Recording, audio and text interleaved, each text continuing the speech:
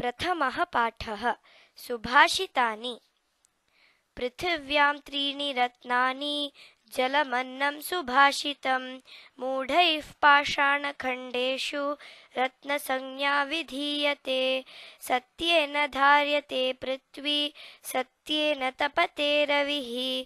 सत्येन वाति वायुश्च सर्वं सत्ये प्रतिष्ठितं। दाने तपसि शौर्ये च विज्ञाने विनये नये। विस्मयो न हि कर्तव्यो बहुरत्नावसुन्धरा। सद्भिरेव सहासीत सद्भिः कुर्वीत संगतिं। सद्भिर्विवादं मैत्रीं च नासद्भिः किञ्चिदाचरेत्। धनधान्यप्रयोगेषु विद्यायाः सङ्ग्रहेषु च आहारे व्यवहारे च त्यक्तलज्जः सुखी भवेत्। क्षमा वशीकृतिर्लोके क्षमया किं न साध्यते। शान्तिखड्गकरे यस्य किं करिष्यति दुर्जनः।